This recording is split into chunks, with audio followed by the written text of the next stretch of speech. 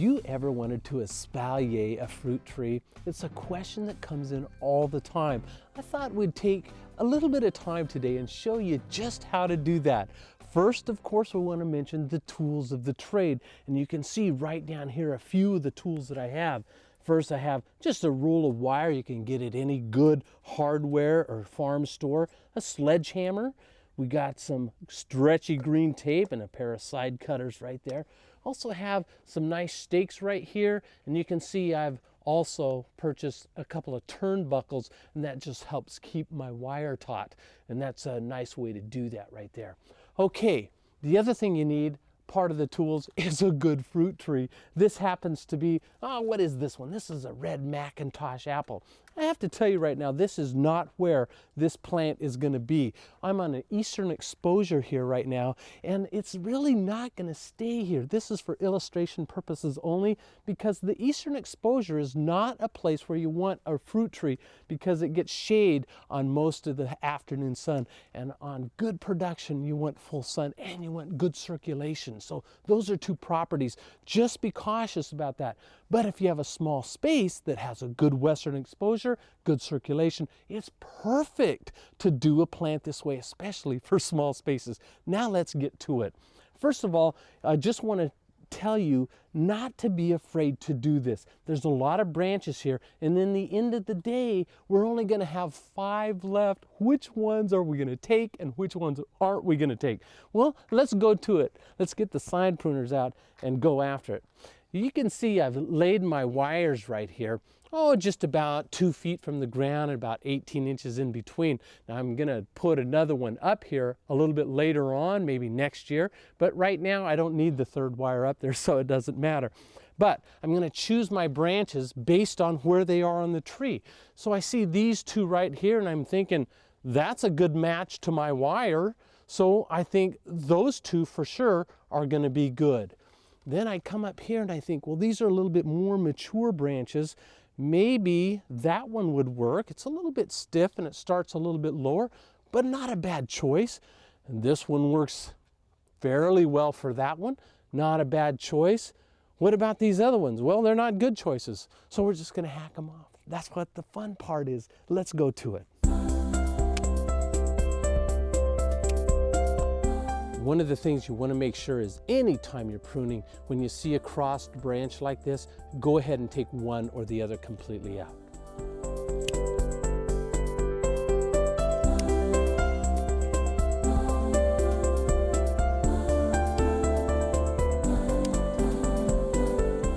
It's getting pretty naked, isn't it? Let's keep going.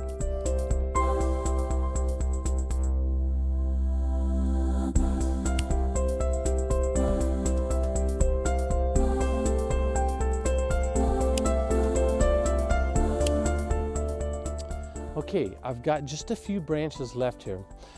There's a couple of things I want to just share with you. Why didn't I take certain things off and why did I take certain things off? First of all, I left this long piece right here for just a support reason.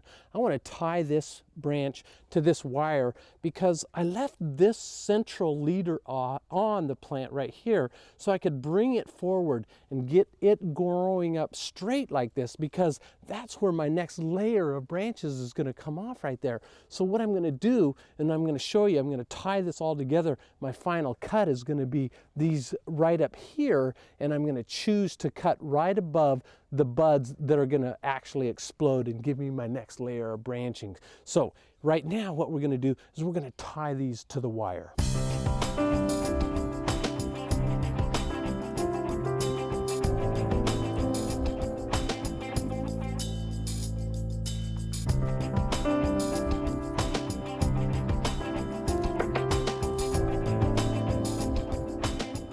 These lower branches were quite young and they were very pliable, very formidable. These right here are a little bit older. They're 2 years old. And so you want to be cautious about putting so much pressure on these. You might snap them off down here. So what I like to do is just bring them down a little bit at a time. That way you salvage all the work you put into it so far.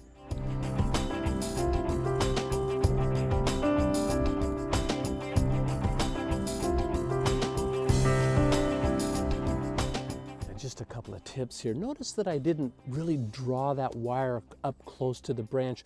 I always leave a little slack in here. Why? Because I don't want to damage my tree with this hard wire right here. And if you get a good wind, it'll have a tendency to scrape on there and it can damage the plant, and that invites disease. I just don't want to do that. Another thing that I want to mention is that you can see right here on this 2-year wood, we have some spur wood right here. And this is actually going to produce fruit this year. Right on the tip, however, you can see there is no spur wood. That's last year's new growth. This is 2-year growth right here. And fruit spur on apples and pears only forms on 2-year-old wood, and there you see it right there. And it's different wood. This is smooth, but you can see this almost looks like a caterpillar. It's kind of squished up there, and that you can guarantee is going to produce some nice buds and ultimately some nice fruit. The last thing I want to show you is I left this middle stump right here, and that's because I just want to use it for support for the plant. I'm going to draw that over a little bit. And I am doing that for a very particular reason, and that's because I want to make sure this branch, my next year's next level, I'm going to draw it over and get it growing upright. And that's important because I want this, if I'm going to make it nice and formal, I want it to look nice. So I left the center branch. I could have left this one, it was bigger, but it doesn't matter to me how big it is. It only matters to me that I want it centered, and that's what this branch afforded me. Now, the last thing right here, I'm going to want about 18 inches up. I'm going to want my next layer, and you can see some buds right here. Here's one kind of going out that way, and here's one, you can't hardly see it, but it's growing out about this way, and so I think those are good buds to save. So what I'm going to do is I'm going to take my cut right above that, and now these are going to wake up and push branches. They're going to be up like this, but I'm going to bring them down and create that next layer, and there is how you espalier a fruit tree.